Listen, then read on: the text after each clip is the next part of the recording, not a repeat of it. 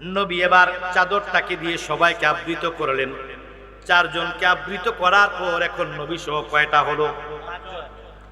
এই পাঁচটা দেহ একত্রিত যখন হয়ে গেল, এই পাঁচটা দেহ সম্পূর্ণ নুরানি, কোনো কি গুনাহ নাই, গুনাহ নাই, গুনাহ নাই।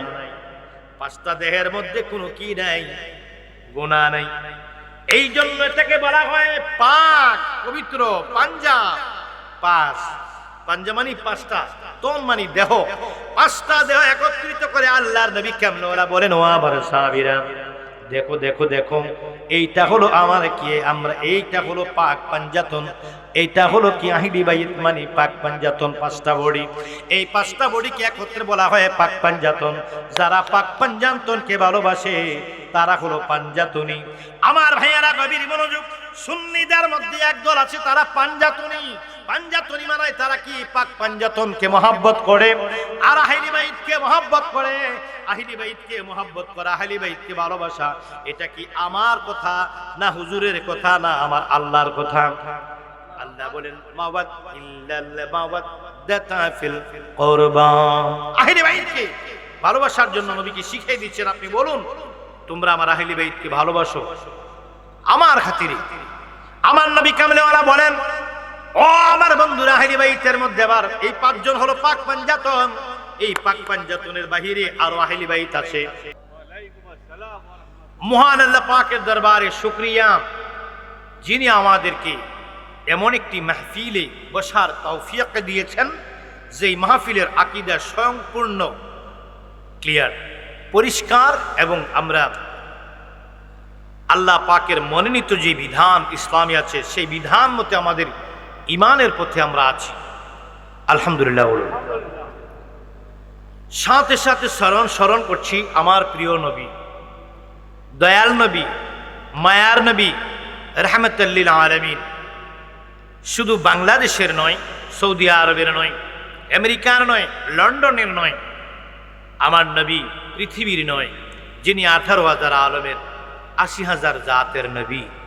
তিনি শুধু আমাদের নবী নয়, তিনি জিনের নবী, তিনি ফেরেশতার নবী, আকাশের নবী, জমিনের নবী, চন্দ্রের নবী, সূর্যের নবী, লৌহের নবী, নক্ষত্র নবী, পানির নবী, আকাশের নবী, বাতাসের নবী, সূর্যের নবী, চাঁদের নবী, সব জাতির নবী, রাহমাতুল লিল আলামিন, সরকারে কায়নাত, দয়াল নবীর পাক। আরো হ্যাঁ, রওয়া যায় মদিনা শরীফে সালাম পেশ করছি, আল্লাহ যেন কবুল করে, বলুন আমিন।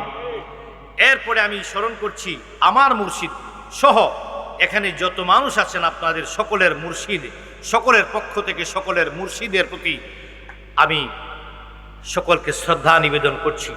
বিভিন্ন তরিকার ভক্তরা আছেন। আমি ব্যক্তিগতভাবে হুজুর গৌসুল আজম মজভান্ডারীর আদর্শ, সেই তরিকার নিয়ামতের অপেক্ষমান একজন মানুষ। আমি আহলে বাইতকে ভালোবাসা নিয়ে আজকে আলোচনার দিকে আমাকে সাবজেক্ট দিয়েছেন, বিষয় দিয়েছেন সম্মানিত উপস্থাপক সাহেব, যে হুজুর আজকে আপনি আহলে বাইতের গুরুত্ব সম্পর্কে আলোচনা করবেন। আহলে বাইত কি জিনিস, আহলে বাইত কারা, আহলে বাইত কাকে বলে, ওদের পরিচয় কি, আহলে বাইত কত প্রকার, আহলে বাইতকে কেন মানবো আমরা, আহলে বাইত কি জিনিস, এই বিষয়ের উপরে আলোচনা করার জন্য আমাকে ব্যক্তিগতভাবে আমাকে সাবজেক্ট মানে বিষয় দিয়েছেন। সেই বিষয়ে আমি আলোচনা করব, আল্লাহ যেন কবুল করে, বলুন আমিন। আমার ভাইয়েরা গভীর মনোযোগ, অন্তরের কান লাগাও, নবীর পাগলেরা শুনুন। ইসলামটা একটা সুন্দর সুশৃঙ্খল এমন একটি পথ, যেই পথের মধ্যে আমার আল্লাহ পাক রব্বুল আলামিন আমাদেরকে সংক্ষিপ্তভাবে বুঝার জন্য আমাদেরকে পথ দিয়েছেন। ওইটার নাম হলো ইহদিনাস সিরাতাল মুস্তাকিম। ইহদিনাস সিরাতাল মুস্তাকিম, এই সিরাতুল মুস্তাকিম কাকে বলে আগে বুঝতে হবে, তারপরে বোঝা যাবে আমি সঠিক পথে আছি কিনা। সিরাতুল মুস্তাকিম কাকে বলে, সোজা পথ কাকে বলে, সরল পথ কাকে বলে। এখন আমাদের দেশে দুনিয়ার জমিনে ইসলাম নিয়ে বড় সংকটের মধ্যে পড়ে গেলাম। কোনটা সঠিক ইসলাম চিহ্নিত করতে গেলে আমরা বড় বিপাকের মধ্যে পড়ে যাই। যত কওম আছে, যত গ্রুপ আছে, যত দল আছে, যত মতবাদ আছে, সকলেই নিজেকে সত্যি বলে দাবি করছে আর এমন সুন্দর যুক্তি দিচ্ছে, সকলে কোরআনকে পুঁজি হিসেবে সকলের মতবাদকে প্রচার করার জন্য সকলে এই কোরআন শরীফকে তারা কি করছে, আমাদের সামনে তুলে ধরছে, পবিত্র হাদিস শরীফকে আমাদের সামনে তুলে ধরছে। কোরআনের কথা যখন বলে, আয়াত দিয়ে একটি কথা আমাদেরকে যখন বুঝায়, আমরা তখন কি করে যাই, আমরা দুর্বল হয়ে যাই। কোরআন থেকে বলেছেন, কোরআনের আয়াত দেখিয়েছেন, এটা মিথ্যা হতে পারে না। একই জিনিস আবার যখন আরেক মুফাসসিরের কোরআনের সামনে গেলাম বা মুফতির কাছে গেলাম, মুহাদ্দিসের সামনে গেলাম, কোরআন থেকে আরেকটি আয়াত উপস্থাপন করে এই বিষয়টাকে খণ্ডিয়ে দিল, এটাও কোরআন ওইটাও কোরআন, এইভাবে আমরা এখন বিভিন্নভাবে বিভ্রান্তির মধ্যে পড়ে যাচ্ছি, ঠিক কিনা বলুন? আমরা এখানে মাহফিলে গেলে আমরা শিখতাম, মাহফিলে গেলে অনেক কিছু জানতাম, মাহফিলে গেলে আমরা কি করতাম, মাহফিলে গেলে আমাদের ঈমান মজবুত হতো। কিন্তু বর্তমানে দেখা যায় মাহফিলে গেলে ঈমানে পেশ লাগে। স্বতন্ত্র দিক থেকে আপনাদের পক্ষ থেকে কথাগুলো বলছি, শ্রোতার মণ্ডলী পক্ষ থেকে। একজন হুজুর একই বিষয় নিয়ে কথা বলে, তিনজন একই বিষয়ের উপরে যখন কথা বলে, একজন হুজুরের বক্তব্য এবং দলিল সহ দিয়ে বক্তব্য দিয়ে যায়, আরেকজন হুজুরের বক্তব্য দিয়ে যায়, ওইটার সাথে কোনো মিল পাই না। আরেকজন হুজুর বক্তব্য দিয়ে যায়, ওই দুইটার সাথে কোনো মিল পাই না। তখন ওয়াজগুলো হয় সাংঘর্ষিক এবং ওয়াজগুলো হয় ফিতনা জড়িত। সরল কোনো ওয়াজ আমরা পাচ্ছি না। পীরের কাছে গেলাম, এখন সেখানেও দেখি তরিকার দ্বন্দ্বের মধ্যে এখনো বিভিন্ন ধরনের ঝামেলা। গেলাম আমরা অন্যদিকে, আমরা সাধারণ মুসলমান হিসেবে যখন পীরের কাছে যাই, মাহফিলে যাই, যেখানে যাই, শুধু দ্বন্দ্ব আর দ্বন্দ্ব আমাদেরকে ঘিরে ধরছে। এমন একটা জমানায়, এমন একটা পরিস্থিতির মধ্যে আমরা বর্তমানে এসে গেছি, ঠিক কিনা বলি? এখন আমাদের কি করা দরকার? এখন আমরা কিভাবে সেখান থেকে উদ্ধার হতে পারি, কিভাবে সেখান থেকে বাঁচতে পারি, ঈমানকে কিভাবে রক্ষা করে আমরা কবরে যেতে পারি? আল্লাহর নবী কামলেওয়ালা রাহমাতুল লিল আলামিন, দয়াল নবী কামলেওয়ালা কিয়ামতের 41টি আলামত কিতাবের মধ্যে ঘোষণা করে গেছেন। দয়াল নবী কামলেওয়ালা বলেন, ও সাহাবায়ে কেরাম শুনো, ও সাহাবায়ে কেরাম শুনে রাখো, কিয়ামতের পূর্বে এমন একটি অবস্থা দুনিয়ার মধ্যে আসবে, ও মানুষ বিপদের মধ্যে এমন বিপদ হয়ে যাবে, খাবার নিয়ে তখন তারা টেনশন করবে না, ঘুম নিয়ে টেনশন করবে না, খাবার নিয়ে টেনশন করবে না, পোশাক নিয়ে টেনশন করবে না, জমি নিয়ে টেনশন করবে না। যখন দুনিয়ায় কোনো মানুষ দুনিয়া থেকে বিদায় নিবে, তখন তারা কবর দিতে যখন যাবে, কবরের পাড়ে লাশকে মাটি দেওয়ার পর কবরের দিকে তাকিয়ে তারা বলবে, আল্লাহ তাড়াতাড়ি আমাকে এই কবরের মধ্যে নিয়ে যাও। ইসলাম নিয়ে যে ফিতনা শুরু হয়েছে, এখন আমরা এই কি করতে পারি না, ঈমান টিকিয়ে রাখতে পারতেছি না, বড় সমস্যায় পড়ে গেলাম। আল্লাহ আমাদেরকে তাড়াতাড়ি সেই কবরের মধ্যে শোয়াইয়া দাও। যতক্ষণ মনে হয় যত তাড়াতাড়ি কবরের মধ্যে যেতে পারবো, ততই বেশি ঈমান নিয়ে যেতে পারবো। এই কিয়ামতের 41টি আলামতের মধ্যে এটি একটি আলামত। 2 নম্বরে আল্লাহর নবী বলেন, আল্লাহ নবী কামলেওয়ালা বলেন, জ্বলন্ত আগুনের আংরাটা হাতের তালুর মধ্যে নেওয়া যেমন কষ্ট হবে, তার চাইতে আরো বেশি কষ্ট হবে মানুষের ঈমান রাখা। ফিতনা বেড়ে যাবে। আল্লাহর নবী কামলেওয়ালা বলেন, মানুষ কি হয়ে যাবে, মসজিদ বেড়ে যাবে, ঘন ঘন মসজিদ হবে, গ্রামে গ্রামে মসজিদ হবে, পাড়ায় পাড়ায় মসজিদ হবে, বাড়ি বাড়ি মসজিদ হবে। মসজিদগুলো অনেক সুন্দর হবে, কারুকাজ বিশিষ্ট অনেক সুন্দর মসজিদ হবে। মুসল্লি বেড়ে যাবে, নামাজি বেড়ে যাবে, মসজিদ বেড়ে যাবে, মুসল্লি বেড়ে যাবে। এমনকি ইসলামের দিকে আমলি সংখ্যা বেড়ে যাবে। কিন্তু দয়াল নবী বলেন, ঈমানের পরিমাণটা কমে যাবে। আমল থাকবে, মসজিদ থাকবে, কিন্তু ঈমান উঠে যাবে। কি উঠে যাবে? ঈমান উঠে যাবে। আল্লাহ নবী কামলেওয়ালা রাহমাতুল লিল আলামিন বলেন, দয়াল নবীজির একই নূরানি জবান মোবারকে বলেন, একটি রিওয়ায়াত কি করে গেছেন, নবীজি বলে গেছেন, এই আরব দেশ থেকে একটি ফিতনা বের হবে। সেই ফিতনা পৃথিবীর গড়ে গড়ে রন্ধ্রে রন্ধ্রে সেই ফিতনাটা পৌঁছে যাবে।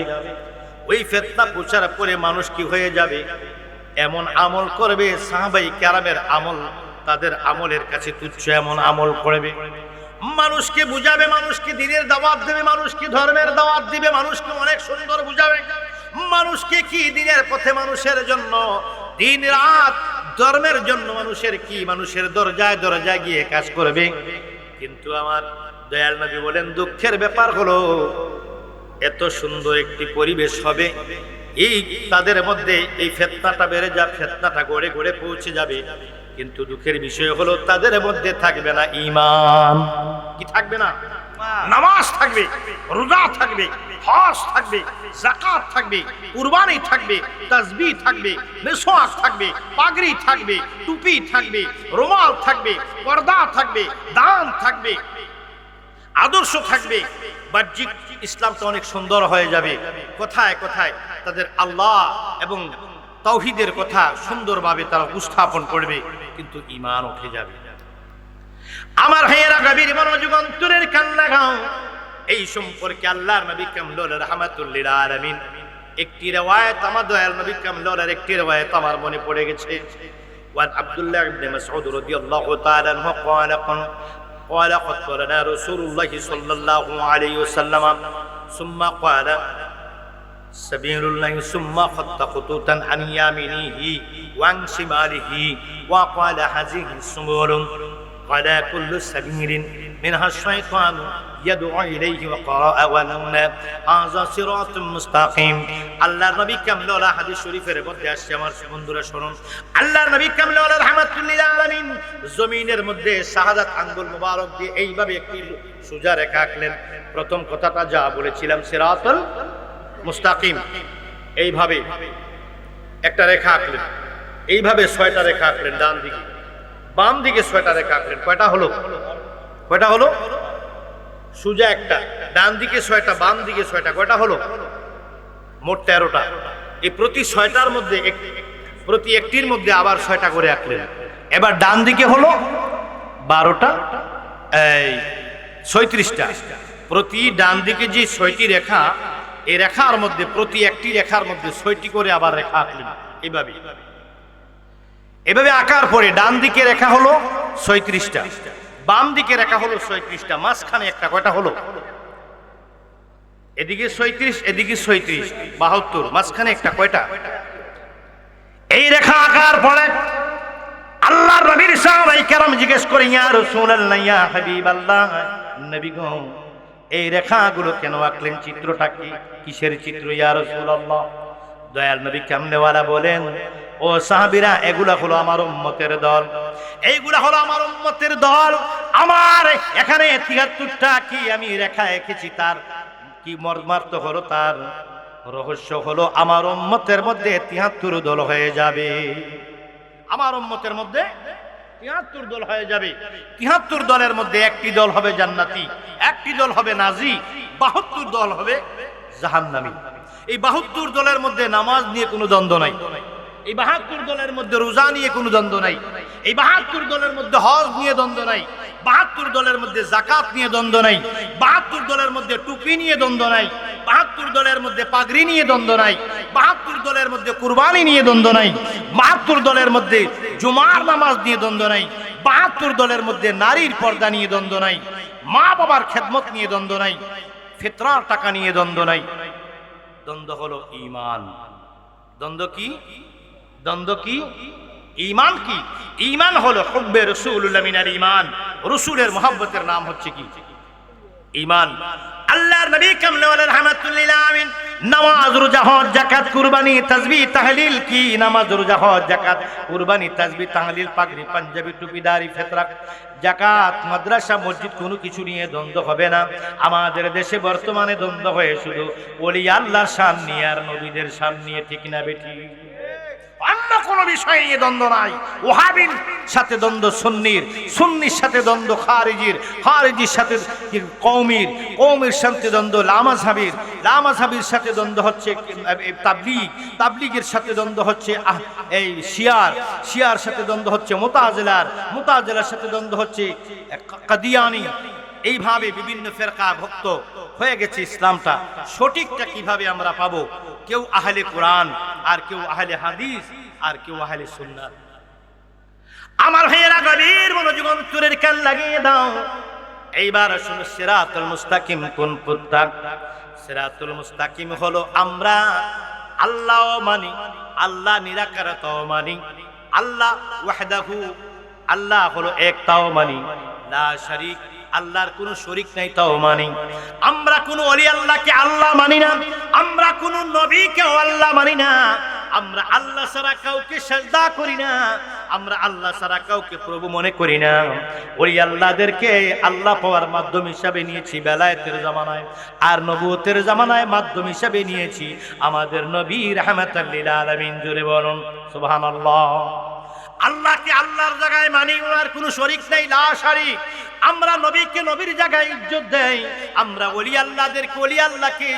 আল্লাহদেরকে যেইভাবে কোরআনে সম্মান দিয়েছেন আল্লাহ, এইভাবে আমরা সম্মান দেই। ও আমার বন্ধু, মা বাবাকে যেইভাবে আল্লাহ সম্মান দিতে বলেছেন আমরা সেভাবেই সম্মান দেই। মা বাবার সম্মান মা বাবার মতো, পীরের সম্মান পীরের মতো, নবীর সম্মান নবীর মতো। আর আল্লাহ হলো ওয়াহদাহু লা শারীকা লাহু, ওনার কোনো শরীক নাই, আমরা এইভাবে মানি। পাশাপাশি নবীজির ইশারা অনুযায়ী, আল্লাহর ইশারা অনুযায়ী আমরা নবীজির পরে সাহাবাই কেরামকেও মানি, আমরা তাবেঈনদেরকে মানি, আনসারদেরকে সম্মান করি, মুহাজিরদেরকে সম্মান করি, আউলিয়া কেরামদেরকে সম্মান করি। এর পাশাপাশি আমরা এক শ্রেণীর মুসলমান, আমরা আহলি বাইতকে সম্মান করি। সবাই না, সব মুসলমান আহলি বাইতকে সম্মান করে না। যারা আহলি বাইতকে সম্মান করে না তাদের পরিচয় কি? তাদের পরিচয় হলো এজিদি মুসলমান। তাদের পরিচয় কি? এজিদি মুসলমান। কারণ ইমাম হুসাইন, মাওলা হুসাইনের গলায় ছুরি দিয়েছিলেন কোন হিন্দু নয়, কোন বৌদ্ধ নয়, কোন খ্রিস্টান নয়, কোন ইহুদি নয়, কোন নাসারা নয়। মাওলা হুসাইনের গলার মধ্যে ছুরি দিয়েছিলেন নামাজি, পরহেজগার, मस्जिद वाला, अल्लाह की सजदा करने वाला, अल्लाहर तौहीद मानतो, रिसालत मानतो, আমার নবীকেও নবীজিকেও আমার নবীকেও বাহ্যিকভাবে তারা মানতো। নামাজ অবশ্যই পড়তো, রোজা নামাজ সব ঠিক ছিল, কিন্তু মাওলা হুসাইনের গলায় ছুরি দিয়েছেন। ওরা হলো আহলে বাইত বিদ্বেষী। একটা হলো আহলে বাইতের পক্ষে, আমাদের এই পৃথিবীতে মুসলমানদের মধ্যে একদল হলো আহলে বাইতের প্রেমিক, আরেক দল হলো আহলে বাইত বিদ্বেষী। আহলে বাইত বিদ্বেষী যারা, তাদের এই বিদ্বেষ আসছে কোথায় থেকে? ওই এজিদ থেকে। এজিদ থেকে তাদের এই বিদ্বেষ শুরু হয়েছে, আজকে পর্যন্ত আছে, কিয়ামত পর্যন্ত থাকবে, এবং এদের দল অনেক বড় হবে। এদের দল তখনও বড় ছিল, এদের দল আজও বড় আছে, এদের দল ভবিষ্যতে আরো বড় হবে। আমি ঘন ঘন গজল বললে, একটু বেশি জিকির করলে, মজার কোনো কাহিনী বললে আপনারা খুব সন্তুষ্ট হবেন, আমি সেটা জানি। কিন্তু আহলি বাইতের যে বিষয়টা, আহলি বাইতের মর্যাদা কাকে বলে, সেটা যদি আমরা না বুঝি, আমরা এই দিনে সিরাতুল মুস্তাকিম থেকে কতটুকু দূরে চলে যাব সেই বিষয়ে আমাদের ধারণা নেই। সেজন্য আমাদের আহলি বাইতের বিষয়টা কতটুকু গ্রহণযোগ্য ইসলামে আমার জানা দরকার। জানতে হবে কোথায় থেকে? কোরআন থেকে। জানতে হবে কোথায় থেকে? হাদিস শরীফ থেকে। এখন আমরা কি আহলে বাইতের কথা শুনবো না চলে যাব?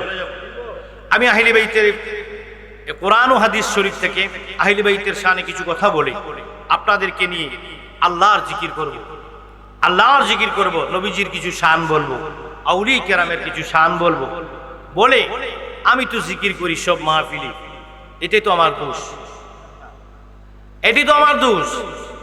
কারো কাছে এটা খুব অসহ্য, কারণ আগুন দুই প্রকার।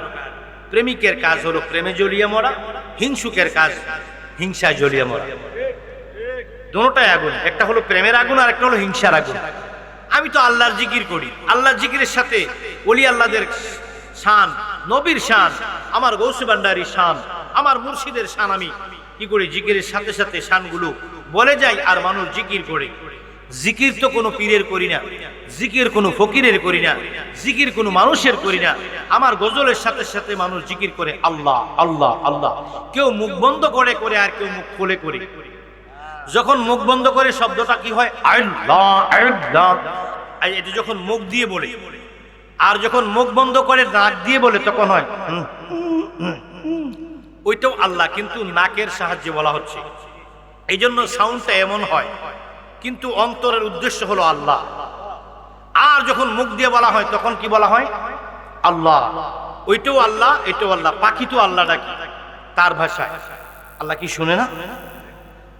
গাছ আল্লাহকে ডাকে তার ভাষায়, আল্লাহ কি বুঝে না?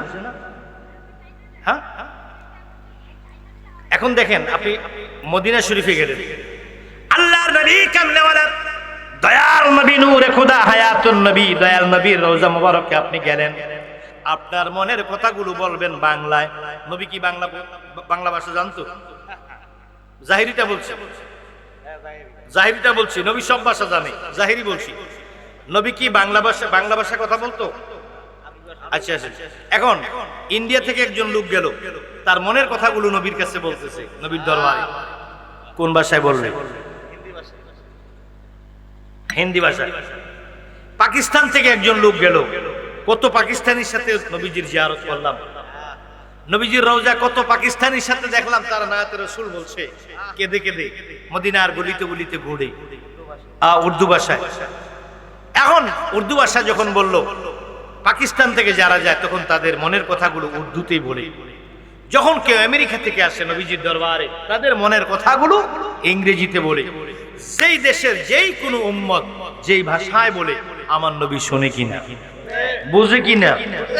তোমার আমার বাংলার অঙ্ক ইংরেজি যদি নবী না বুঝতো, তাহলে আমার নবী কি হরিণের ভাষা বুঝতো, বাঘের ভাষা বুঝতো, বকরির ভাষা বুঝতো?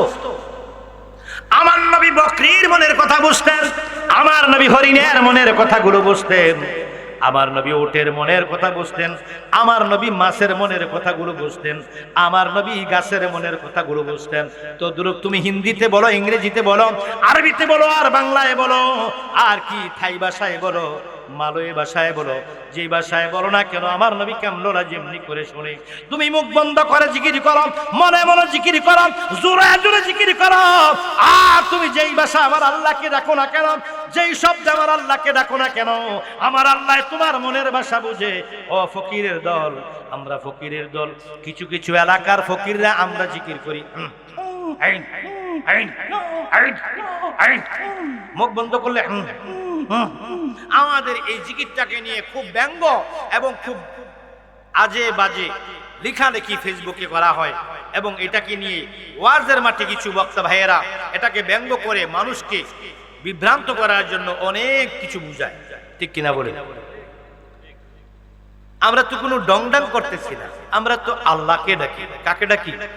উদ্দেশ্য হলো আল্লাহকে ডাকা। এটি আমার দোষ। ওয়াজের মধ্যে কোনো প্রবলেম নেই, প্রবলেম হয় আমি খালি জিকির করি। এক, দুই নাম্বার আমার আর একটা দোষ আছে, সে দোষটা হলো আমি আহলে বাইতের কথা বেশি বলি, মাওলা আলীর কথা বলি। উনি মনে হয় যে ইসলামের মধ্যে কোনো ওনার কোনো ভিত্তি নাই, কথা বোঝা যায়। আলী আলী আমরা করি, আমরা আলী আলী করতে গিয়ে হযরত আবু বকরকে ছোট করি না, আলী আলী করতে গিয়ে হযরত ওমরকে আমরা ছোট করি না, আলী আলী করতে গিয়ে আমরা হযরত উসমানকে ছোট করি না, আলী আলী করতে গিয়ে আমরা হযরত উম্মাহাতুল মুমিনিন আয়েশা সিদ্দিকা রাদিয়াল্লাহু তাআলা আনহা ওনাকে আমরা ছোট করি না, আলী আলী করতে গিয়ে আমরা কোন সাহাবীর প্রতি বেয়াদবি করি না। আলী আলী করতে গিয়ে যারা সাহাবীদের উপরে, সাহাবীদেরকে নিয়ে সমালোচনা করে, মা আয়েশাকে নিয়ে সমালোচনা করে, তারা হলো শিয়া। তারা হলো কি? আল্লাহর চাঁদ, সূর্য, আকাশ, জমিনকে সাক্ষী রেখে বলছি, আমার অন্তরের আকীদাটা তোমাদেরকে জানাচ্ছি, আমি শিয়া নই। আলী আলী করলে শিয়া হয় না, শিয়ারাও আলী আলী করে, আমরাও করি। আমরা পাক পাঞ্জাতন ভক্ত, আমরা আহলে বাইতের ভক্ত। আহলে বাইতের ভক্ত আর পাঞ্জাতনের ভক্ত আর শিয়া এক জিনিস নয়। এই তাবলিগ ঈদ করেছে, আপনি কি ঈদ করবেন না? যারা তাবলিগ পছন্দ করেন না, কওমি ঈদ করেছে, আপনারা যারা কওমি পছন্দ করেন না তারা কি ঈদ করবেন না? লামাযহাবি ঈদ করেছে, আপনারা কি লামাযহাবি ঈদ করেছে বিধায় আপনারা ঈদ করবেন না? কাদিয়ানি ঈদ করেছে, রাফিজি ঈদ করেছে, খারিজি ঈদ করেছে, তো ঈদ করেন কেন আপনি? তো আমি যদি আলী আলী বলি, শিয়া আলী আলী বলছি, তো কি এটা আমার দেখার বিষয় না। আমি আলী আলী বললে শিয়া হবে কেন? শিয়ারা ঈদ করেছে, সুন্নিরাও ঈদ করেছে, তাবলিগও ঈদ করেছে। তাবলিগ করবে বিদেকে আপনি ছেড়ে দেবেন, তো শিয়ারা আলী আলী করবে বিদেকে আমি আলীকে ছেড়ে দেবো নাকি? আলী কি জিনিস এবার আসুন সেখানে যাই। আমার বন্ধু গভীর মনোযোগ অন্তরের কান লাগান নবীর পাগলেরা শুনুন। এবার আসুন, আলীকে এক নম্বরে জাহিরি বংশের পরিচয় হলো, আলী হলো দয়াল নবী কামনেওয়ালার আপন চাচাতো ভাই হযরতে আলী কাররামাল্লাহু, ওনার আব্বার নাম হলো হযরতে আবু তালেব। আমার নবীর আব্বার নাম হলো আব্দুল্লাহ। আমার নবীর আব্বার নাম কি? আমার নবীর আব্বার নাম খাজা আব্দুল্লাহ। খাজা আব্দুল্লাহর ভাইয়ের নাম হলো খাজা আবু তালিব। আবু তালিবের সন্তান হলো হযরতে আলী কাররামাল্লাহু ওয়াজহাহু। আর আমার হযরতে খাজা আব্দুল্লাহর সন্তান হলো দয়াল নবী কামলেওয়ালা, দুইজন চাচাতো ভাই। কি ভাই? নবীর চাচাতো ভাই, উনি আলী। তাহলে উনি কি নবীর বংশধর? কি বংশধর? আপন চাচার ছেলে, আপন চাচার। ঈমান যদি না আনতো তাহলে উনি আহলে বাইত হতো না। যেহেতু উনি আমার নবীর উপরে ঈমান এনেছেন, কে কখন? যুবকদের মধ্যে সর্বপ্রথম ইসলাম গ্রহণ করেছেন যিনি, তার নাম কি? মহিলাদের মধ্যে সর্বপ্রথম ইসলাম গ্রহণ করেছেন হযরত খাদিজাতুল কুবরা রাদিয়াল্লাহু তাআলা আনহা। যুবকদের মধ্যে ইসলাম গ্রহণ করেছেন সর্বপ্রথম হযরত মাওলা আলী। খায়বরের যুদ্ধে কেউ পারেনি, সেই দুর্গের গেটকে তলোয়ার বানিয়ে আল্লাহ ওনাকে এমন শক্তি দিয়েছেন যাহা কোন মানুষের পক্ষে সম্ভব ছিল না। ওইটাকে হাতের মধ্যে ডাল বানিয়ে যুদ্ধ করেছেন। ওনার নাম হলো শেরে খোদা। সুবহানাল্লাহ। ওনার নাম হলো শেরে খোদা, মুশকিল কুশা। কি কুশা? মুশকিল কুশা। এবার আসুন আমার বন্ধু গভীর মনোযোগ, তাদের সম্পর্কে আবার আমার হযরত আলী রাদিয়াল্লাহু তাআলা আনহু, উনি এক নম্বরে হলো নবীজির চাচাতো ভাই, দুই নাম্বার হলো ইসলামের প্রথম যুগে আত্মীয়তা বিবাহ বন্ধনের মধ্যে কার সাথে কার বিয়ে হবে এই রেওয়াজটা অনেক পরে এসেছে, তখন জায়েজ ছিল। যেহেতু ইসলামের মধ্যে মানুষ খুব কম ছিল, নতুন ইসলামকে কি প্রাথমিকভাবে ইসলামের দাওয়াত নিয়ে আসছে, সদস্য কম। এক নম্বরে উনি দয়াল নবীর কি চাচাতো ভাই, দুই নম্বরে মা খাতুনে জান্নাত রাদিয়াল্লাহু তাআলা আনহার স্বামী। বন্ধুরা আমার গভীর মনোযোগ, তিন নম্বরে হচ্ছে তিনি হযরত ইমাম হাসান, হযরত ইমাম হুসাইনের আব্বাজান। চার নম্বর পরিচয় হলো উনি পাক পাঞ্জাতনের একজন সদস্য। আমার ভাইয়েরা গভীর মনোযোগ অন্তরের কান লাগাও। পাক পাঞ্জাতন, পাক মানে পবিত্র, পাঞ্জা মানে পাশ, তন মানে বডি, দেহ। পাক পাঞ্জাতন শব্দটা ফার্সি। এখন আপনাকে অনেকে বলবে হুজুর, ও হুজুর, পাক পাঞ্জাতন শব্দটি কোরআনে নাই। হ্যাঁ সত্য। নামাজ শব্দ কোরআনে নেই, রোজা শব্দ কোরআনে নেই। নামাজ ফার্সি শব্দ, আরবিতে বলে সালাত। রোজা ফার্সি শব্দ, আরবিতে বলে সওম, সিয়াম। তদ্রূপ পাক পাঞ্জাতন ফার্সি শব্দ, আরবিতে বলা হয় আহলে বাইত। আল্লাহ পাক রব্বুল আলামিন বলেন, ইন্নামা ইউরিদুল্লাহু লিইউযহিবা আনকুমুর রিজসা আহলাল বাইতি ওয়া তাহহিরাকুম তাদহিরা। আল্লাহ পাক বলেন, আমি আহলে বাইতকে পাপাচার মুক্ত করে দুনিয়ার মধ্যে পাঠিয়েছি। আহলে বাইতের কোনো পাপ নাই, আহলে বাইতের কোনো গুনাহ নাই। আহলে বাইতকে আমি পাপ মুক্ত করে দুনিয়ার মধ্যে পাঠিয়েছি। শুধু তাই নয়, আল্লাহ পাক রব্বুল আলামিন বলেন, আহলে বাইতের সম্পর্কে আল্লাহ পাকের পক্ষ থেকে আয়াত এসে গেছে। কি আয়াত?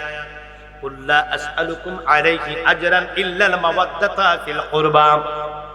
এ ভাইরা, আল্লাহ পাক রব্বুল আলামিন নবীজির কাছে ওহীর মাধ্যমে আয়াত পাঠিয়ে দিলেন, হে রাসূল আপনি বলুন, আমি তোমাদের মধ্যে ইসলামকে কমপ্লিট করে দিলাম, আমি তোমাদের মধ্যে ইসলামকে পরিপূর্ণ করে দিলাম।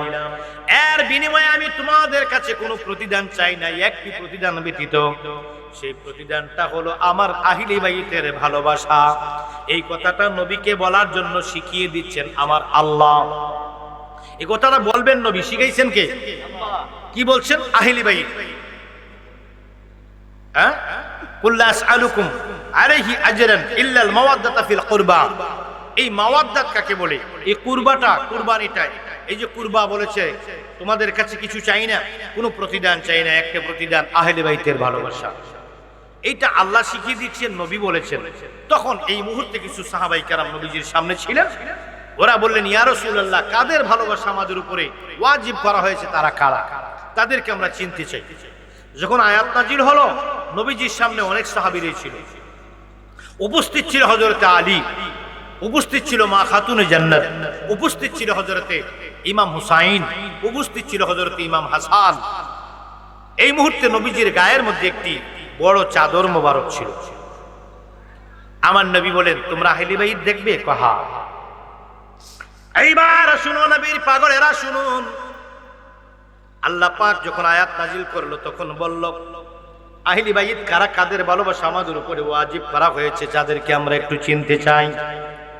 বলার পরে আল্লাহ নবী এইভাবে চাদরখানা এইভাবে মেলে দিলেন, খুলে দিলেন, আলোক করলেন, দিয়ে ডাক দিলেন, আলী, ফাতেমা, হাসান, হুসাইন, তাদের চারজনকে ডাক দিলেন।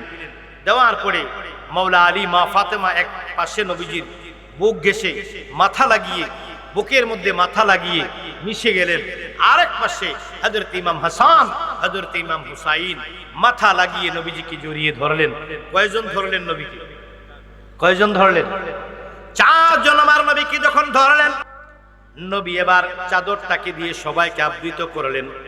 চারজনকে আবৃত করার পর এখন নবী সহ কয়টা হলো?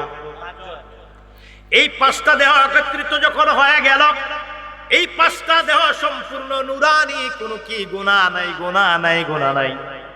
পাঁচটা দেহের মধ্যে কোনো কি নাই, গুনাহ নাই। এই জন্য এটাকে বলা হয় পাক, পবিত্র, পাঞ্জা। পাঁচ, পাঞ্জা মানে পাঁচটা, তন মানে দেহ। পাঁচটা দেহ একত্রিত করে আল্লাহর নবী কেমনে ওরা বলেন, ও আমার সাহাবীরা, দেখো দেখো দেখো, এইটা হলো আমার কি, আমরা এইটা হলো পাক পাঞ্জাতন, এইটা হলো কি আহলি বাইত মানে পাক পাঞ্জাতন। পাঁচটা বডি, এই পাঁচটা বডিকে একত্রে বলা হয় পাক পাঞ্জাতন। যারা পাক পাঞ্জাতনকে ভালোবাসে তারা হলো পাঞ্জাতনি। আমার ভাইয়ারা, গভীর মনোযোগ। সুন্নিদের মধ্যে একদল আছে, তারা পাঞ্জাতনি। পাঞ্জাতনি মানে তারা কি পাক পাঞ্জাতনকে মহব্বত করে আর আহলি বাইতকে মহব্বত করে। আহলি বাইতকে মহব্বত করা, আহলি বাইতকে ভালোবাসা, এটা কি আমার কথা না হুজুরের কথা না আমার আল্লাহর কথা? আল্লাহ বলেন, মাওয়াদ ইল্লাল মাওয়াদাতা ফিল কুরবা। আহলি বাইতকে ভালোবাসার জন্য নবীকে শিখিয়ে দিচ্ছেন, আপনি বলুন, তোমরা আমার আহলি বাইতকে ভালোবাসো আমার খাতিরে। আমার নবী কামলেওয়ালা বলেন, ও আমার বন্ধুরা, আহলি বাইতের মধ্যে আবার এই পাঁচজন হলো পাক পাঞ্জাতন। এই পাক পাঞ্জাতনের বাহিরে আরো আহলি বাইত আছে।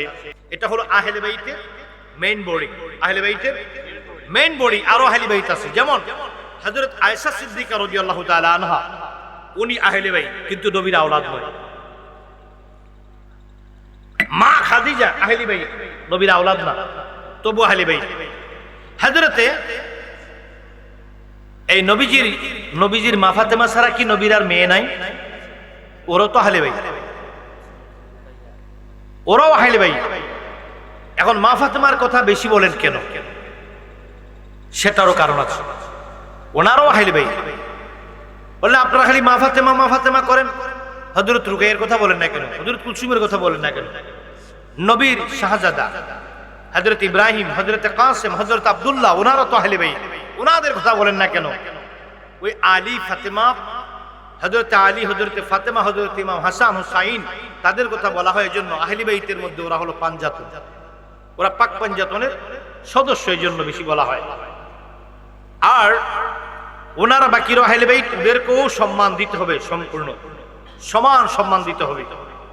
আপনারা শুধু যদি খালি মা ফাতেমা বলেন তাহলে হবে না। মা ফাতেমা ছাড়াও দয়াল নবীর অন্য আওলাদদেরকে আহলি বাইতের সম্মান দিতে হবে। এক, 2 নাম্বার গেল। এবার আসুন নবী পরিবারগণ আহলে বাইত, তারা নবীর আওলাদ না কিন্তু আহলে বাইত। কেন? আন-নবিয়্যু আওলা বিল মুমিনিনা মিন আনফুসিহিম ওয়া আজওয়াজুহু উম্মাহাতুহুম। আমার আল্লাহ কোরআনে বলেন আন-নবিয়্যু আওলা, আওলা মানে জানের চাইতে আরো নিকটে। আন-নবিয়্যু আওলা বিল মুমিনিনা মিন আনফুসিহিম। আমার আল্লাহ বলেন নবী ঈমানদারের জানের চাইতে আরো নিকটে। এরপরে বলেন ওয়া আজওয়াজুহু উম্মাহাতুহুম, নবীর বিবিগণ তোমাদের মা। আল্লাহর নবী কামলেওয়ালার বিবিগণ দুনিয়ার একজন মহিলা, কোন মায়ের যদি স্বামী দুনিয়া থেকে বিদায় হয়ে যায়, ওই মাটা আরেকজন স্বামীর ঘর করতে পারে, মানে বিয়ে করতে পারে। নবীদের বেলায় এই আইন নাই। আমার নবীর কি, নবীর ইন্তেকালের পরে নবীর কোনো বিবি অন্য স্বামী গ্রহণ করতে পারবে না, কারণ এইটা আমার নবীজির ইজ্জত কমে যাবে, ঠিক না বেঠিক? এই জন্য আমার আল্লাহ পাক বলেছেন আহলে বাইতকে পাপাচার মুক্ত করে পুত পবিত্র করে দিয়েছি। ওয়া তাহিরাকুম তাতহীরা, আমি তাদেরকে পুত পবিত্র করে দুনিয়াতে পাঠিয়েছি। আমার নবীর বিবিগণ তোমাদের মা। উম্মাহাতুল মুমিনিন আন-নবিয়্যু আওলা বিল মুমিনিনা মিন আনফুসিহিম ওয়া আজওয়াজুহু উম্মাহাতুহুম। আমার আল্লাহ বলেন নবীর বিবিগণ তোমাদের মা, ওনারও আহলে বাইত। সুবহানাল্লাহ বলেন। এইবার আসুন আমার ভাইয়েরা, গভীর মনোযোগ। আমার নবীর কি এই দিকে গেল নবীর পরিবারগণ, বিবিগণ। 2 নম্বরে গেল আওলাদগণ। 3 নম্বরে সবার ঊর্ধ্বে হলো নবীজির পরে পাক পাঞ্জাতন। এখন আওলাদদেরকে কেন ভালোবাসতে হবে, আওলাদদেরকে কতটুকু ভালোবাসতে হবে শুনুন আমার ভাইয়েরা। আল্লাহর নবী কামলেওয়ালা বলেন মান আহাব্বাহুমা ফাকাদ আহাব্বানি ওয়া মান আবগাদাহুমা ফাকাদ আবগাদানি। আমার নবী বলেন কি, যে ব্যক্তি আমি আমার আওলাদকে ভালোবাসলো, ওই ব্যক্তি যেন আমি রাসূলুল্লাহকে ভালোবাসলো। ওয়ামান আবগাদাহুমা ফাকাদ আবগাদানি, যে ব্যক্তি আমার আওলাদের সঙ্গে দুশমনি করলা, ওই ব্যক্তি যেন আমি রাসূলুল্লাহর সঙ্গে দুশমনি করলাম। এবার হযরত ইমাম হুসাইনের কথা কেন বললাম? আল্লাহর নবী বলেন আনা মিন হুসাইনু ওয়া হুসাইনু মিন্নি, আমি হুসাইনের, হুসাইন আমার। আহাব্বাল্লাহু মান আহাব্বা হুসাইনা, আল্লাহ তাকে ভালোবাসো যে আমার হুসাইনকে ভালোবাসে। মান আহাব্বা হুসাইনা ফাকাদ আহাব্বানি ওয়া মান আবগাদাহুমা ফাকাদ আবগাদানি। আমার হুসাইনকে যে ভালোবাসলো সে আমাকে ভালোবাসলো, যে আমার হুসাইনের সঙ্গে দুশমনি করলো, আমার সাথে দুশমনি করলো। এবার বলেন আনা মিন হুসাইনু ওয়া হুসাইনু মিন্নি আহাব্বাল্লাহু মান আহাব্বা হুসাইনা, আমি হুসাইন থেকে, হুসাইন আমার থেকে, আমি হুসাইনের, হুসাইন আমার। আল্লাহ তাকে ভালোবাসুক যে আমার হুসাইনকে ভালোবাসে। আয় হায় ভবে আর নাহি রে দম, মুশকিল কুশার নাম লো করিয়া যতন, ববে আর নাই রে ধন, ববে আর নাই রে, ববে আর নাই রে ধন। ওরে মুশকিল কুশার নাম করিয়া যতন, ববে আর নাই রে ধন। মুশকিল কুশা মা খাতুন জান্নাত, তিনজনে একজন, ওই নামে স্মরণ করিলে দূরে যায় শরণ, সমন ববে আর নাই রে ধন, ববে আর নাই রে ধন, ববে আর নাই রে।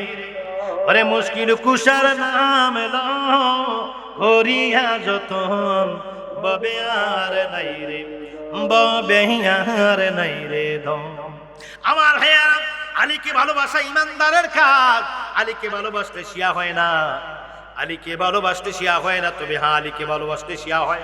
আলীকে ভালোবাসতে যাইয়া সাহাবীদেরকে অসম্মান করলে, কোন সাহাবীর গীবত সমালোচনা করলে তখনই শিয়া হয়। শিয়াদের কয়েকটা চিহ্ন আছে, তাদের এই চিহ্নের সাথে আমাদের কোনো মিল নাই। একটু মনোযোগ, এই কথাটা বলে আপনাদেরকে কয়েকটা কালাম শোনাবো, কয়েকটা গজল শোনাবো। এরপরে আমি একটু জিকির করে মোনাজাত দিয়ে চলে যাব। বিশ্বাস করেন 1 মাস রোজা রাখার পরে খুব ক্লান্ত বাবা। 1 মাস রোজা রাখার পরে হঠাৎ করে নিয়ম পরিবর্তন হয়েছে, আবার শীতে গরমের সমস্যা, সর্দি কাশি ঠান্ডার একটা খুব প্রচলন দেশে এসেছে, মানুষ খুবই অসুস্থতা বোধ করছে। আর হঠাৎ করে গরমের দিন আসলে আমি একটা আলোচনা করতে পারি না, অল্প সময় আমার গলা বসে যায়। আল্লাহ রহমতে শীতের রাতে আমি 4 ঘন্টা 8 ঘন্টা আলোচনা করলে আমার সমস্যা হয় না, কিন্তু গরমের দিন আমি আধা ঘন্টার পরে আমার গলা ভেঙে যায়। আর গরম সহ্য করাটা আমার খুব কষ্ট হয়, হাই প্রেশার। তা আসলে আমি গরমের দিন দাওয়াত রাখি না, গরমে আমার খুব সমস্যা হয়, অসুস্থ হয়ে যায় আর আমার গলা ভেঙে যায়।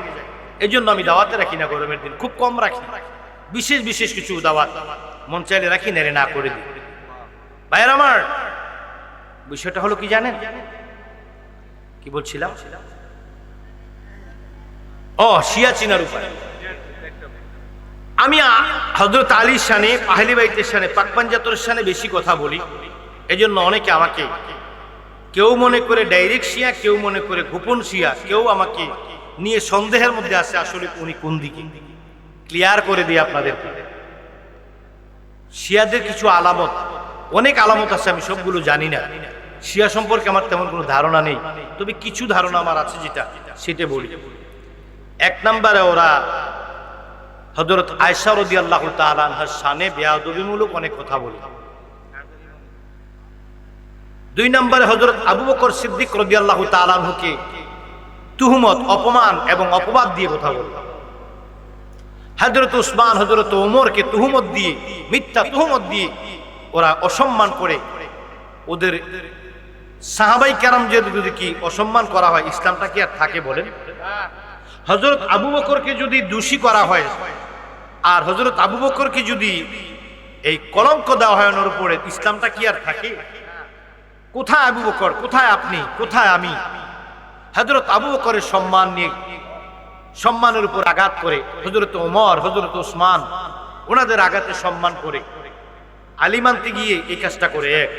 2 নম্বরে হযরত আয়েশা রাদিয়াল্লাহু তাআলা আনহাকে অপবাদ, কলঙ্ক, বিভিন্ন ধরনের তুহমত দিয়ে কথা বলে। উনি উম্মাহাতুল মুমিনিন, নবীর বিবি, আল্লাহর নবীর বিবিকে তুহমত দিয়ে যে কথা বলে, সে কখনো ঈমানদার হতে পারে না, সে কাফের। ঠিক কিনা বলুন? তোমরা আলী আলী করো, ঠিক আছে করো, এটা করো কেন? আমি আলী আলী করি, কিন্তু মা আয়েশাকে অপমান করলে ঈমান থাক দূরের কথা, বেঈমানের জায়গা আমার নাম জায়গা হবে না, বেঈমানের লিস্টে আমার নামটা দিতে শয়তানের ঘৃণা হবে। গেল 1 নম্বরে সাহাবায়ে কেরাম, 2 নম্বরে মা আয়েশা, 3 নম্বরে আমাদের পাঞ্জাতন যারা মানি এবং আহলে বাইতকে আমরা যারা সুন্নিদের মধ্যে মানি, তাদের নামাজ আর শিয়াদের নামাজের মধ্যে পার্থক্য আছে। কেমন? শিয়াদের নামাজের কপালের নিচে নাকি মাটি নাকি যে বলে দেয়, পাথর দেয়, মাটি দেয়। এরপরে আহলে হাদিসরা নামাজের সময় এভাবে হাত জ্বালা দেয়। দেখছেন আপনারা? আহলে হাদিস এরকম করে না? এটাকে ওনারা বলে রফে দাইন। কি বলে? রফে দাইন। রফে দাইন করে আহলে হাদিসরা। শিয়ারাও নামাজের মধ্যে রফে দাইন করে। আমরা সুন্নিরা কি রফে দাইন করি? কথা একটু মনোযোগ দিয়ে শোনেন। এক নাম্বার গেল তারা নামাজে কপালের নিচে পাথর দেয়, মাটি দেয়। 2 নম্বরে ওরা রফে দাইন করে, মানে হাত জ্বালা দেয়। 3 নম্বরে আহলে হাদিসরা মাযহাব মানে না, কোন মাযহাব, শাফিঈ, মালিকি, হাম্বলি, হানাফি কোনটাই তারা মানে। এটাকে বলা হয় লা মাযহাব। কি বলা হয়? এই আহলে হাদিসরা যেমন কোনো মাযহাব মানে না, শিয়ারাও কোনো মাযহাব মানে না, তবে তারা একটা মাযহাবকে সম্মান করে, ওটা হলো জাফরি মাযহাব। ইমাম জাফর তো অনেক বুজুর্গ, মানে এটার কোনো তলা নাই, এটা বলে শেষ করা যাবে না। ওনারা যেমন ইমাম জাফরকে, মাওলা আলীকে সম্মান করার পরে ইমাম জাফরকে সম্মান করে, আমরা সুন্নিরাও ইমাম জাফরকে সম্মান করি। হ্যাঁ, ওনারা আহলে হাদিসরা কোনো মাযহাব মানে না, শিয়ারাও কোনো মাযহাব মানে না। হযরতে আব্দুল কাদের জিলানী রাদিয়াল্লাহু তাআলা আনহু, ওনাকে ওনারা আভ্যন্তরীণ ভাবে ওনাকে তারা সম্মান করে না, পছন্দ করে না। মন থেকে গৌসে পাকের কথা শুনলে গৌসে পাকের নামে, গৌসে পাক আব্দুল কাদের জিলানীর নামে তারা বিভিন্ন ধরনের কলঙ্ক, তুহমত, মিথ্যা অপবাদ দেয়। নাউজুবিল্লাহ বলুন। যারা গৌসে পাক মানে না, আমরা কি, আমি ব্যক্তিগতভাবে গৌসে পাকের গৌসে পাকের শানে কি বলবো, আমার কোনো ভাষা নেই। আমি গৌসে পাককে কি কাহে প্রকৃত শিয়ারা গৌসে পাককে সম্মান করে না, শিয়ারা হযরতে মা আয়েশা রাদিয়াল্লাহু তাআলা আনহাকে সম্মান করে না, হযরত সিদ্দিক আকবরকে সম্মান করে না, হযরত উসমান গনিকে সম্মান করে না, হযরতে কি এই ফারুক আজমকে সম্মান করে না। এবং তাদের নামাজের সাথে আমাদের নামাজের মিল নাই। ওদের কি আরো অনেক কিছু রয়েছে, অভ্যন্তরীণ অনেক কিছু রয়েছে। তারা কি করে, তাদের অভ্যন্তরীণ আরো অনেক কিছু রয়েছে, সেগুলা সবকিছু আমি জানি না। তাই আমার ভাইয়েরা গভীর মনোযোগ, আহলে বাইতের ভক্ত, পাঞ্জাতনের ভক্ত আর শিয়া এক জিনিস নয়। আপনারা যারা আলী আলী বলার কারণে আমাকে শিয়া বা গোপন শিয়া মনে করেন, আপনাদের ধারণা ভুল।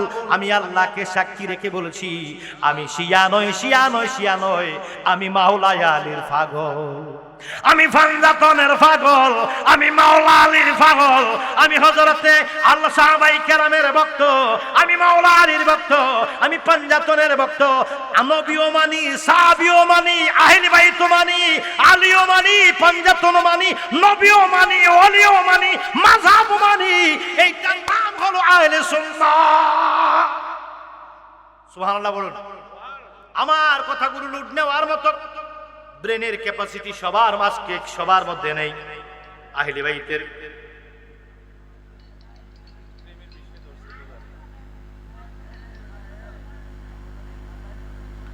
আচ্ছা ঠিক আছে।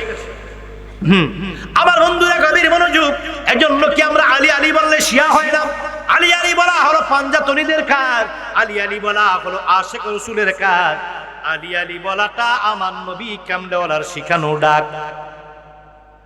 বিদায় হজ শেষ করে রওনা দিয়েছেন কোথায়? মদিনায়। কোথায় যাবেন? গদির খুন নামক জায়গার মধ্যে, এটা জলাশয়, মরুভূমি। গদির মানে জলাশয়। এই জলাশয়ের মধ্যে আমার নবী ওটের উপরে স্টেজ বানালেন। কিসের উপরে? কথা বলেন।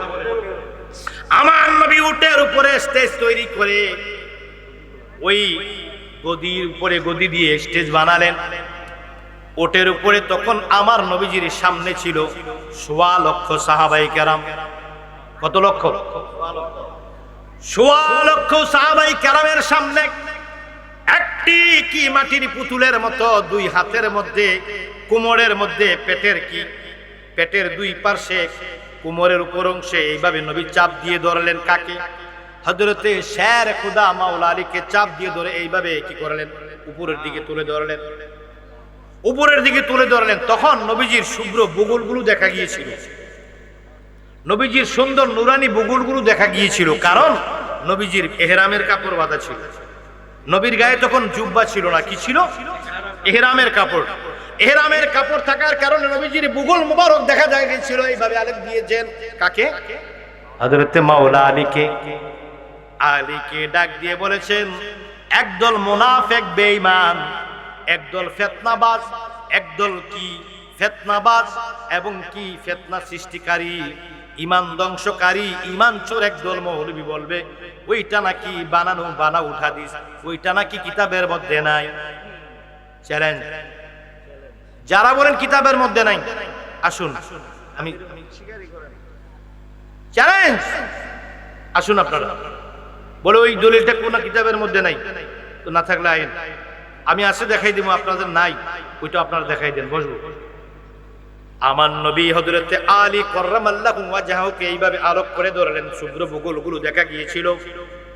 এমন সময় আমার নবী কামলেওয়ালা বলেন, মান কুনতু মাওলা ফাহাজা আলী মাওলা, আমি যার মাওলা আলী তার মাওলা।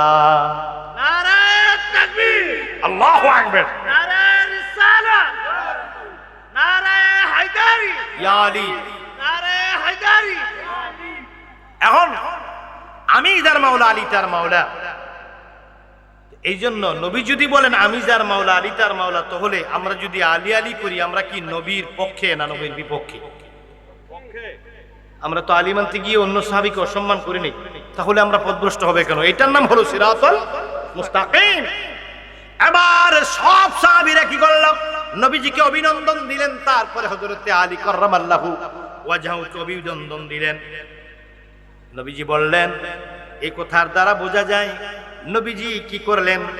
নবীজির ইন্তেকাল মোবারকের পর নবীর পরে আমরা কাকে মানব? নবীজির সম্মান আমরা কি কাকে দেব? নবীজির পরে সর্বোচ্চ সম্মানটা কাকে দেব? এই কথার দ্বারা ইঙ্গিত হয় আমরা হযরতে আলী রাদিয়াল্লাহু তাআলা আনহুকে সম্মান দেব। তার কারণ কি? আর কারণ হলো আমার নবী হলো নবুয়তের বাদশা, আমার নবী হলো রাহমাতাল লিল আলামিন। তাই নয়, শুধু তাই নয়, আমার নবী ইমামুল মুরসালিন, আমার নবী হলো সাইয়্যিদুল আম্বিয়া, আমার নবী সব নবীর ইমাম, আমার নবী সব নবীদের কি মাথার মুকুট। আমার নবী হলো নবুয়তের সম্রাট, আর হযরতে আলী হলো বেলায়েতের সম্রাট। আমার নবী জানেন নবীর পরে আর কোন নবী আসবে না। আমার নবী জানেন আল্লাহ কোরআনে বলেছেন, মা কানা মুহাম্মাদুন আবা আদিম রিজালিকুম ওয়ালাকিন রাসূলুল্লাহি ওয়া খাতামান নাবিয়্যিন। আল্লাহ বলেন খাতামান নাবিয়্যিন, আমার এই নবীর পরে আর কোন নবী আসবে না। নবীজি বলেন আনা খাতামান নাবিয়্যিন লা নাবিয়্যা বাদি, আমার পরে আর কোন নবী আসবে না, আমি শেষ নবী। আমার পরে আর কোন নবী আসবে না, আমি শেষ নবী। নবী যেহেতু বুঝেছেন কি আমি যেহেতু আমার মাধ্যমে নবুয়ত খতম, কিয়ামত পর্যন্ত নবুয়তের দরজা বন্ধ, এখন মানুষ কি আমি কি দিয়ে যাব?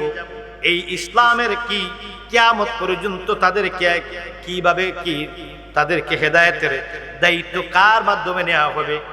আমার আল্লাহ বুঝেছেন, এজন্য নবুয়তের পরে দিয়েছেন বেলায়েত। এই নবুয়তের যুগে যত নবী আসছিল সবার বাদশা, দু জাহানের বাদশা রাহমাতাল লিল আলামিন। নবীজির পরে কিয়ামত পর্যন্ত চলবে বেলায়েত। বেলায়েতের বাদশা হলো হযরতে শেরে খুদা মাওলা আলী। নবুয়তের পরে কার উপরে দায়িত্ব যাবে? নবুয়তের পরে বেলায়েত। তো নবুয়তের দায়িত্ব কার পরে? নবুয়তের তাজ হলো নবীজির মাথায়, বেলায়েতের তাজ হলো আলীর মাথায়, হযরতে আলীর মাথায়। এজন্য আমরা আলীকে সম্মান দিই। এটা কি আমাদের অপরাধ? এটা কি আমাদের অপরাধ না সিরাতুল মুস্তাকিম? এটা সিরাতুল মুস্তাকিম, এটা অপরাধ নয়। আপনারা বুঝার ভুল, আপনাদের আকলের ভুল, আপনাদের জ্ঞানের ভুল। আপনারা প্রতিহিংসার নজরে দেখেন, মহাব্বতের নজরে একবার তাকায় দেখেন যে আলী ছাড়া কোনো গতি নাই, আলী ছাড়া কোনো পাক পাঞ্জাতন ছাড়া ইসলাম হয় না। সুফিবাদ হলো সরল পথ। আমি কিছু বাণী লিখেছি, এগুলা রেখে দিয়েছি। আমি আমার একমাত্র ছেলে শেখ শিবলি নুরুল্লাহ সাধুপুরি, আমার ছেলে শেখ শিবলি নুরুল্লাহ সাধুপুরি, তার হাতে আমি এগুলা আমানত রেখেছি। আমি অনেক কিছু বাণী লিখেছি যেগুলো বলেছি এখন নয়, যখন সময় হবে তখন তুমি বুঝবে, তখন তুমি এগুলা প্রকাশ করবে। এখন প্রকাশ করো না। তাহলে কি গোপন কথা, কুফুরি কথা, শিরকি কথা না, মাওলার প্রেমের কথা, হাকিকতের কথা অনেকগুলো বাণী দিয়েছি। আমি বলছি এগুলা সময় মতো তুমি প্রকাশ করো, রেখে দাও, তার কাছে আমানত রেখেছি। হ্যাঁ, আমি বলে থাকি সুফিবাদ সরল পথ, আহলে বাইত মুক্তির পথ। পাঞ্জাতন ছাড়া ইসলাম হয় না। যার কাছে পাঞ্জাতনের ইজ্জত নাই তার কাছে কোরআনের ইজ্জত নাই। এই মুখে মুখে কোরআন কোরআন, কোরআনের ফাঁকি, তাফসিরুল কোরআন মাহফিল, কোরআনকে জীবন দেব, কোরআনের সংবিধান কায়েম করব বলে বলে সিলানের রাও সুন্দর, কৈতরের ফা সুন্দর বলে বলে মানুষের ইমানকে নিয়ে কোরআনকে পুঁজি করে, কোরআনের দোহাই দিয়ে, কোরআনের অপব্যাখ্যা করে মানুষের ইমানের বাজারে আগুন লেগে দিয়ে মানুষকে জাহান্নামে পাঠানোর দায়িত্ব যারা নিয়েছেন তাদের মধ্যে তোমরা জেনে রাখো, তোমরা কোরআনের যত দোহাই দাও তোমরা পার পাবে না যদি পাঞ্জাতনের আশিক না হও। তোমরা পার পাবে না যদি সাহাবাই কেরামের সঠিক মর্যাদা না দাও। তোমরা পার পাবে না যদি সত্যিকারে সুফিবাদের মধ্যে না আসো, আউলিয়া কেরামকে সম্মান না করো। হযরতে সুফিয়ানে কেরাম এবং সুফি একটি সরল পথ। সুফিদেরকে অসম্মান করা হয় আমাদের দেশে। একটি হাইব্রিড ইসলাম বের হয়েছে, তারা সুফিদেরকে সম্মান করে। আউলিয়া কেরাম বিদ্বেষী, সুফি বিদ্বেষী, সুন্নি বিদ্বেষী, আহলে বাইত বিদ্বেষী। এদের একটাই পরিচয়, তারা হলো ইয়াজিদের দালাল। কথা বুঝতে পেরেছেন? তারা ইয়াজিদের দালাল। আমরা হুসাইনি মুসলমান, আমরা ইয়াজিদি মুসলমান নই। ইমাম হুসাইনের পক্ষে ছিল ৭২ জন, আর ইয়াজিদের পক্ষে ছিল ৭২,০০০, আর কি ২২,০০০। কত হাজার? ইয়াজিদের পক্ষে ছিল ২২,০০০। আজও আহলে বাইত, পাঞ্জাতন এবং আউলিয়া কেরাম সুফিবাদের পক্ষে সামান্য কিছু লোক, আর সে ইয়াজিদি মুসলমানের অনুসারী কোটি কোটি মানুষ। এখনো কিয়ামত পর্যন্ত ওদের দল আরো বাড়বে, ইমানদারের দল আরো কমবে। দল বড় হলে ইমান হয়, দল বড় দলের অনুসরণ করা ইমানের কাজ নয়, হকের অনুসরণ করা হলো ইমানের কাজ। যেহেতু আমার আলোচনাটা বিষয়ভিত্তিক আলোচনা, যখন দায়িত্ব নেওয়া হয় বিষয়ের দিকে ব্যান্ডিংস রেখে এবং ইসলামের গ্রহণযোগ্যতা দলিল সহকারে, সেখানে ডকুমেন্ট সহকারে কথা বলতে হয়, নাচের এই ওয়াজের কোনো মূল্য নেই। এজন্য আমি মন গড়া মতো যখন ওয়াজ করি, গজল বেশি গাই, একটু জিকির করি, অন্যভাবেও আমার মতো করে আমি করি, যেহেতু বিষয় ভিত্তিক। আর এই বিষয়টা এই মুহূর্তে দরকার। এই বিষয়টা নিয়ে আমাদের দেশে মানুষের মধ্যে ভুল বোঝাবুঝি। আলীর কথা বললে মানুষ মনে করে শিয়া, আহলে বাইতের কথা বললে মনে করে মানুষ শিয়া, পাঞ্জাতনের কথা বললে মানুষ মনে করে শিয়া। যেহেতু সে বিষয়টা আমাদেরকে ক্লিয়ার করে দেওয়া দায়িত্ব আমাদের, এজন্য আজকে এই বিষয়টা আমি খুব সাদরে গ্রহণ করেছি। আর এই বিষয়ের উপর আমি খুব রিসার্চ করি, গবেষণা করি। আমি ব্যক্তিগতভাবে আমার একটি সংগঠন আছে সারা বাংলাদেশ ব্যাপী, ওই সংগঠনের নাম হলো মুহিব্বানে আহলে বাইত বাংলাদেশ। আমি আমার দরবারের ভক্তদের মধ্য থেকে, হাজার হাজার ভক্তদের মধ্যে থেকে কয়েক শত ভক্তদেরকে নিয়ে আমি একটি সংগঠন করেছি। এটার নাম হলো মুহিব্বানে আহলে বাইত বাংলাদেশ। এটা সুফিবাদী সংগঠন, অরাজনৈতিক সংগঠন, অহিংসার সংগঠন। আমি তাদেরকে বলেছি, তোমরা মানুষের কল্যাণে কাজ করবে, শুধু মিলাদ নিয়ে ব্যস্ত থাকলে হবে না।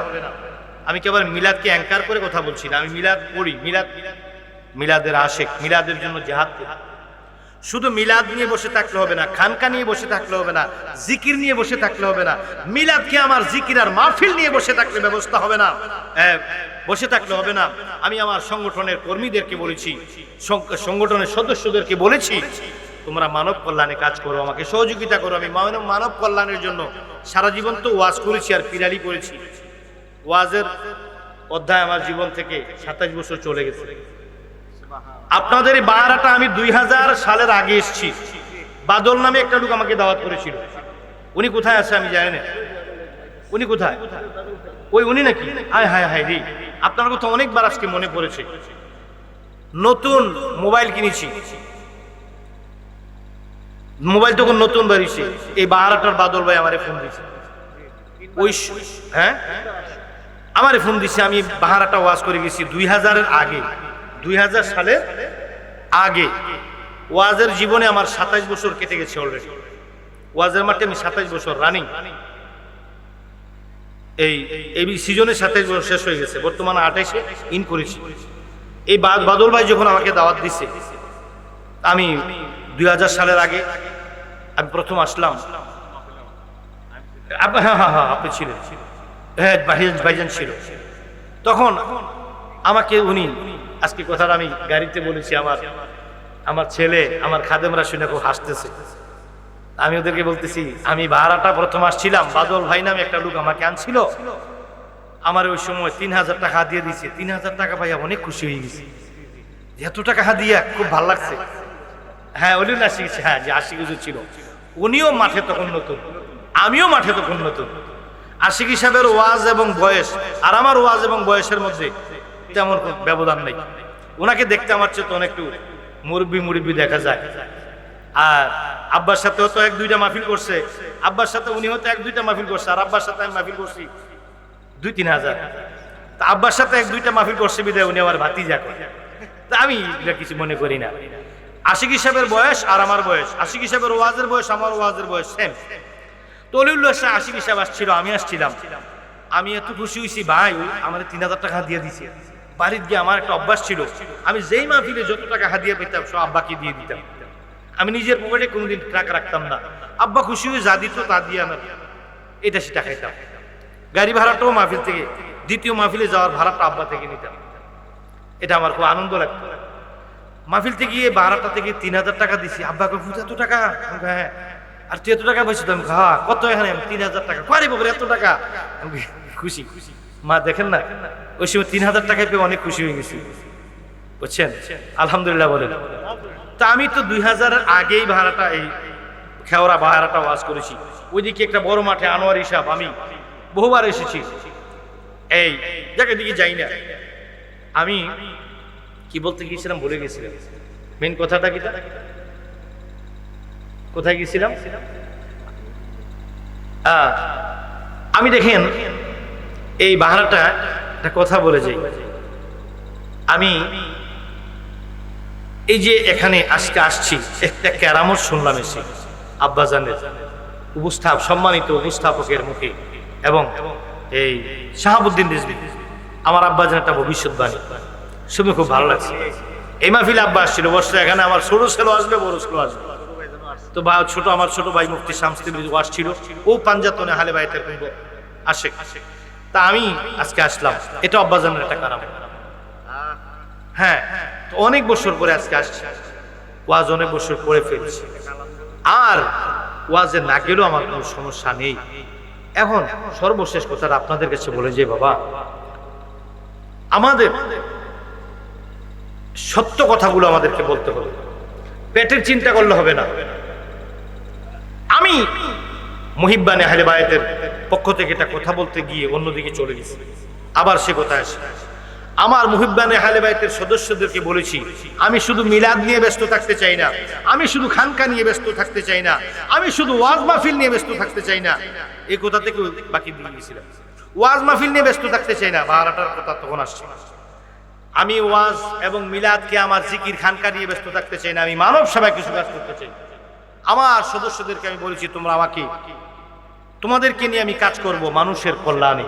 এক নাম্বার, আমাদের সুন্নিয়াতের, তরিকতের এবং আমাদের দরবারের ভক্তদের মধ্য থেকে যারা গরিব, তাদেরকে আমরা তাদের মেয়ের বিয়েতে আমরা আর্থিক সহায়তা দান করব, এবং যারা গরিব তাদের ছেলে মেয়ের লেখাপড়ায় আমরা আর্থিক সহযোগিতা দান করব, এবং যারা অসুস্থ, আমার দরবারের ভক্তদের মধ্যে যারা গরিব এবং অসুস্থ, এবং আমার দরবার নয় শুধু, অন্যান্য দরবারের সুন্নি তরিকা আহলে সুন্নাত ওয়াল জামার আকীদার মধ্যে যারা দরিদ্র, এখানে দরবার, পিসাব আর মাযহাব আর এগুলো ভাগ করার কোনো উদ্দেশ্য আমার নেই। আমার উদ্দেশ্য হলো মানুষ। আমার উদ্দেশ্য কি? আমি অসহায় মানুষের মধ্যে, দরিদ্র মানুষের মধ্যে আর কিছু আর্থিক সহায়তা যেন দিতে পারি। গরিবের বিয়েতে, মেয়ের বিয়ে, গরিব একজন মুসলমান, ওনার মেয়ের বিয়েতে কিছু আর্থিক সহায়তা, ছেলে মেয়ের লেখাপড়াতে কিছু আর্থিক সহায়তা, এবং অসুস্থতার জন্য দরিদ্র মানুষের অসুস্থতার সময় তাদের পাশে গিয়ে কিছু আর্থিক সহায়তা, বন্যা দুর্যোগ মোকাবেলার সময় মানুষকে ত্রাণ সামগ্রী দিয়ে মানুষের সেবা করা, এবং এই ধরনের কিছু সমাজ কল্যাণ, মানব কল্যাণ কাজের জন্য আমি একটি সংগঠন করেছি। এটা হলো মুহিব্বানে আহলে বাইত বাংলাদেশ, আমি ওটার চেয়ারম্যান। এই সংগঠনের মধ্য থেকে, এই সংগঠনে যারা আছেন সারা বাংলাদেশে এবং দেশের বাইরে, শুধু বাংলাদেশে নয়, এই সংগঠনের সদস্য বিশ্বের বহু দেশে আছে। আমি তাদেরকে বলেছি, তোমাদের কাছে আমি কিছু চাই না। আমার নবী বলেছেন, ইসলামের বিনিময়ে আমি আহলে বাইতের ভালোবাসা চাই। আমি তাদেরকে বলেছি, আমার সুন্নিয়াতের খেদমতের বিনিময়ে আমি তোমাদের কাছে সহযোগিতা চাই। তোমাদেরকে নিয়ে আমি মানব সেবায় কিছু কাজ করি। এক নাম্বার হলো মানুষের সেবা করা, আমার একটি টার্গেট, সমাজের সেবা করা। তবে আমি ক্লিয়ার করে বলছি, রাজনৈতিক কোনো চিন্তা আমার মধ্যে আজও নাই, বিগত দিন ছিল না, ভবিষ্যতেও নাই। আমি রাজনীতি করলে অন্য কোনো প্ল্যাটফর্মে গিয়ে করব। এই মুহিব্বানে আহলে বাইত সংগঠন দিয়ে, আমার মুরিদান দিয়ে, আমার দরবারের মুরিদানদেরকে রাজনৈতিক প্ল্যাটফর্মে এনে তাদেরকে দিয়ে রাজনীতি করা আমার কোনো উদ্দেশ্য নাই। আমি তাদেরকে রাজনীতিতে ব্যবহার করব না। ব্যক্তিগতভাবে যদি কোনো দল পছন্দ হয়, সেই দলে গিয়ে আমি নিজেই জয়েন করব, কিন্তু আমার দরবারকে ব্যবহার করব না। মুহিব্বানে আহলে বাইত বাংলাদেশ এই সংগঠনকে আমি ব্যবহার করব না। এই সংগঠনকে আমি কি করব? সংগঠনের সহযোগিতা নেব মানুষের খেদমতে, মানুষের কল্যাণে, জাতির কল্যাণে, দেশের কল্যাণে, অরাজনৈতিকভাবে। এটা একটা সুফি সংগঠন। আমি সেই চিন্তা করে মাঠে নেমেছি। আল্লাহ যেন আমাকে তৌফিক দান করে, বলুন আমিন। আরো জোরে বলুন আমিন।